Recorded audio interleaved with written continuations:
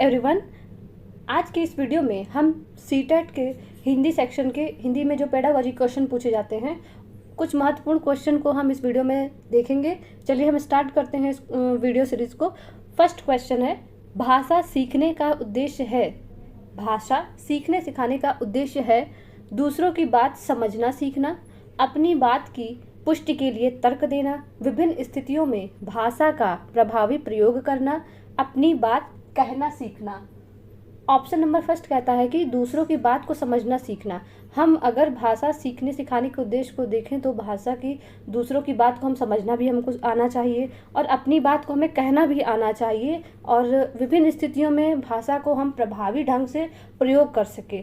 चाहे हम कोई बात कह रहे हों या हम लिख रहे हों या किसी भी माध्यम से हम कोई भी स्किल हम अपना रहे हों, रिसेप्टिव हो, प्रोडक्टिव हो, तो उस तरीके से हम भाषा सीखने और सिखाने का उद्देश्य प्रमुख यही होता है कि विभिन्न स्थितियों में हम भाषा का प्रभावी ढंग से हम प्रयोग कर सके और अपनी बात कहना सीखना, ये सब उसमें समाहित है।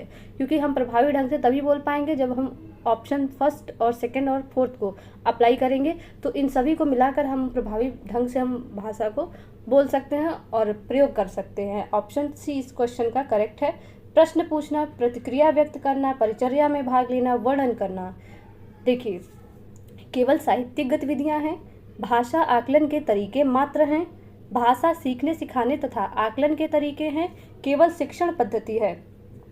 तो ये भाषा सीखने और सिखाने का तथा आकलन का तरीका है, ये एकमात्र तरीका नहीं है। लेकिन हाँ, ये जितना भी इन्होंने प्रश्न में पूछा है कि प्रश्न पूछना, प्रतिक्रिया व्यक्त करना, परिचर्या में भाग लेना और वर्णन करना, ये सभी भाषा सीखने सिखाने के आकलन के तरीके हैं।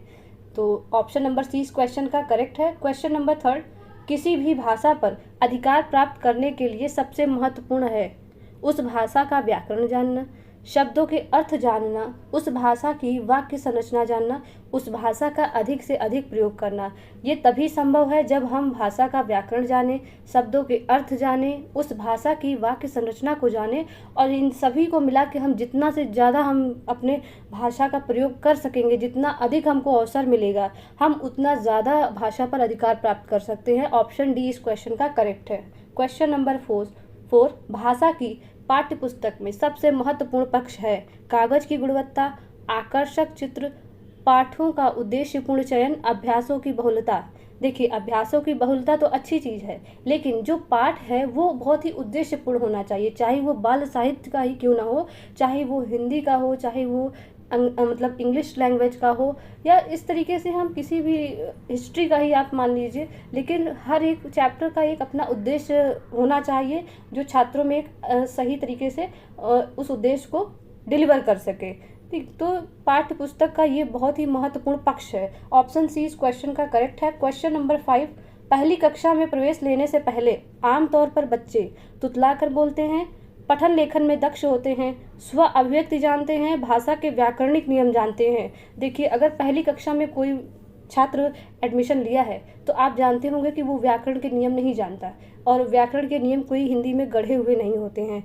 हम अपने से बड़ों को, हम कुछ रिस्पेक्ट वाले जो भी सर्वनाम शब्द होते हैं, हम उनको प्रयोग करके उनको बुलाते हैं। लेकिन हम इंग्लिश में अगर हम अपने फादर को भी बुलाएंगे तो उनके लिए जैसे उनको हम कहना होगा तो हम ही यूज़ करेंगे। लेकिन हिंदी में पिताजी या फिर उनको, या जिस तरीके से भी होगा, हम एक रिस्पेक्ट के साथ उनको सर्वनाम का ऐसा वर्ड हम सेलेक्ट करके बोलेंगे। इसलिए कह सकते हैं कि भाषा के व्याकरणिक नियम को बच्चे नहीं जानते हैं, बिल्कुल भी नहीं जानते। स्व अभिव्यक्ति जानते हैं, पठन लेखन में दक्ष होते हैं, तुतलाकर बोलते हैं। अगर पठन लेखन में दक्ष होते हैं तो वो विद्यालय क्यों आते, घर पर ही शिक्षा लेते हैं और वहीं पे अपने आगे की पढ़ाई वो कंटिन्यू करते हैं। तुतलाकर तो बोलते हैं। देखिए, स्व अभिव्यक्ति वो जानते हैं, और वो अगर तुतलाकर बोल रहे हैं तो भी, और बहुत ही क्लियर यानी कि साफ शब्दों में अगर बोल रहे हैं तो भी वो अपनी अभिव्यक्ति कर रहे हैं। तो स्व अभिव्यक्ति बच्चे जानते हैं, और पहली कक्षा में प्रवेश लेने पर बच्चे स्व अभिव्यक्ति की प्रक्रिया से परिपूर्ण होते हैं। ऑप्शन सी इस क्वेश्चन का करेक्ट है। क्वेश्चन नंबर 6, भाषा की कक्षा में कहानी सुनाने का मूल उद्देश्य है। ऑप्शन ए, बच्चों का मनोरंजन करना, बच्चों की कल्पना शक्ति का विकास करना, बच्चों में सुनकर दोहराने की आदत का विकास करना, बच्चों को अनुशासन में रखना। एनसीएफ 2005 डिसिप्लिन को लेके बहुत ही मतलब क्लास में डिसिप्लिन को एकदम से इग्नोर करना चाहिए। क्यों? क्योंकि अगर आप क्लास में सिर्फ डिसिप्लिन ही बना के रखेंगे तो बच्चे छात्र जो जितने भी छात्र हैं क्लास में वो टीचर से इंटरेक्ट नहीं करेंगे, क्वेश्चन पुटअप नहीं करेंगे।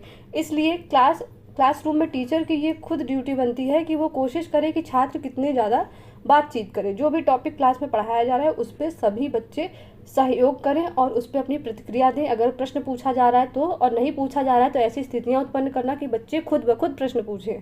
ठीक, तो बच्चों में हमें अनुशासन वहाँ डेवलप नहीं करना है। बच्चों में सुनकर दोहराने की आदत का विकास बिल्कुल भी नहीं करना है, और बच्चों की कल्पना शक्ति का यानी कि उनकी इमेजिनेशन को हमें बहुत ज़्यादा डेवलप करना है। प्रारंभिक स्तर पर ये चीज़ बहुत ज़रूरी होती है, चाहे वो हिंदी का विषय हो, चाहे वो आप इंग्लिश लैंग्वेज को लेकर देखें या किसी भी कोई कहानी ही आप मान लीजिए, तो कहानी में भी एक शिक्षक इस तरीके से प्रक्रिया अपना सकता है कि कोई कहानी स्टार्ट करे, शिक्षक हो या कोई छात्र हो स्टार्ट कर रहा है कहानी को, बीच तक आया उसने, फिर उसके लास्ट तक के मोमेंट को सोचने पर थोड़ा सा जोर दे कि हाँ इस कहानी का एंड क्या हो सकता है। बच्चे इमेजिनेशन पर ज़्यादा फोकस करेंगे, तब वो इमेजिन कर पाएंगे कि हाँ इस कहानी का एंड क्या हो सकता है। तो इमेजिनेशन को बहुत ही महत्वपूर्ण यानी कि मूल उद्देश्य माना गया है भाषा की कक्षा में कहानी सुनाते समय।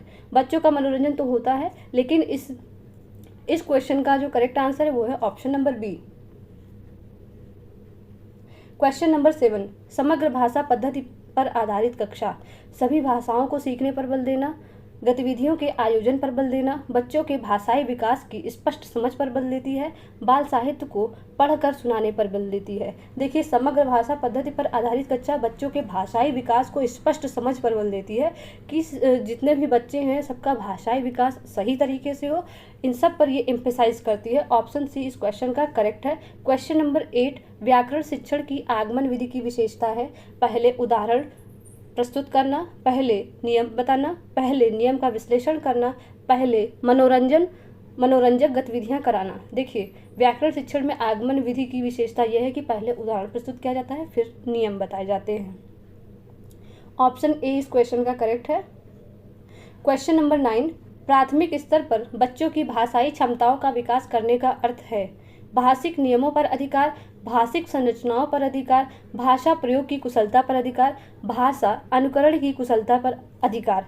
देखिए, भाषा प्रयोग की कुशलता पर अधिकार जो है वो प्राथमिक स्तर पर बच्चों की भाषाई क्षमताओं का विकास करने का अर्थ है, क्योंकि भाषा का प्रयोग कितने अच्छे तरीके से छात्र कर रहे हैं या उस पर कितना अच्छे से उनकी ग्रिप बनी हुई है, ये चीज़ जो है वो डेवलप करना है, ना कि उनकी संरचनाओं पर बहुत ज़्यादा फोकस करना है, उनके भाषिक नियमों पर बहुत ज़्यादा हमें जोर नहीं देना है कि नियमों को ही रटना है भाषा के, और अनुकरण की कुशलता पर बहुत ज़्यादा बल नहीं देना है। देखिए, भाषा का प्रयोग की कुशलता पर यहाँ पर सबसे ज़्यादा एक शिक्षक को ध्यान रखना चाहिए प्राथमिक स्तर पर। क्वेश्चन नंबर 9 का ऑप्शन नंबर सी करेक्ट है। पत्र पत्रिकाएं भाषा सीखने में बाधक है, त्रुटियों को बढ़ावा देती है, बड़ों के पढ़ने की वस्तु है, साधक है। देखिए, ये एक साधक के रूप में है पत्र पत्रिकाएं, क्योंकि पत्र पत्रिकाओं में भी किसी न जो भी मैटर लिखा हुआ है या जो भी स्टोरी है उसमें पोयम है तो वो किसी न किसी लैंग्वेज में है, और जिस भी लैंग्वेज में है पढ़ने वाला उस लैंग्वेज को सीख रहा है, समझ रहा है, तब उसमें इंटरेस्ट लेके उस पत्र पत्रिका को पढ़ रहा है। और अगर इंटरेस्ट नहीं भी ले रहा है तब भी ऐसे ही रीड करने के लिए वो उस लैंग्वेज से कहीं ना कहीं इंटरेक्ट कर रहा है, तो ये एक साधक है, ठीक, साधन के रूप में है। और पत्र पत्रिकाएं ही नहीं, सिर्फ क्लास में आप देखते हैं चार्ट मैप नक्शे कुछ भी क्लासरूम में लगा रहता है तो बच्चे उसको बड़ी ध्यान से देखते हैं और समझते हैं, और उस चीज़ को देख के समझ कर वो जो बात बोलते हैं या उस पर जो प्रश्न करते हैं वो सब भाषा का ही एक रूप है।